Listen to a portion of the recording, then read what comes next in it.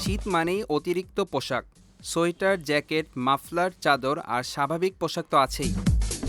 গত মৌসুমের মতো শীতের তীব্রতা বেশি না হলেও আবহাওয়ার সাপেক্ষে শপিং মলগুলোতে এসেছে বর্ণিল ও আরামদায়ক সব শীতের পোশাক।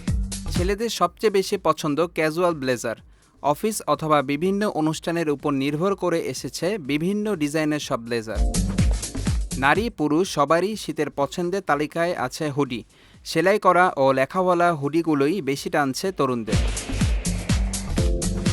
শীত এলেই জিন্সের চাহিদা বেড়ে যায় বহুগুণ।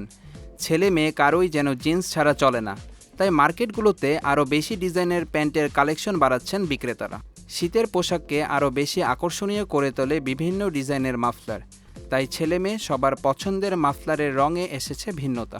বড়দের পাশাপাশি ছোটদের জন্য এসেছে বিভিন্ন ডিজাইনের সব পোশাক। পোশাকের সাথে মিল রেখে ব্র্যান্ডগুলোতে এসেছে মানানসই ব্যাগ ও জুতো।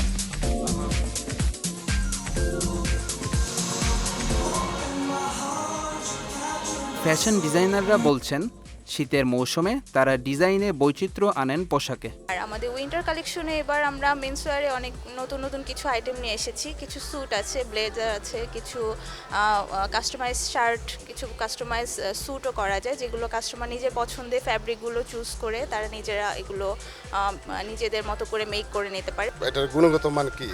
আমার ছেলের জন্য আমি জ্যাকেট কিনি, আমার নিজের জন্য এখান থেকে কিনি। এছাড়া ঢাকার মধ্যবিত্তের জন্য জমে উঠেছে নিউ মার্কেট ও গ্লোব মার্কেট সহ বেশ কিছু শপিং মল।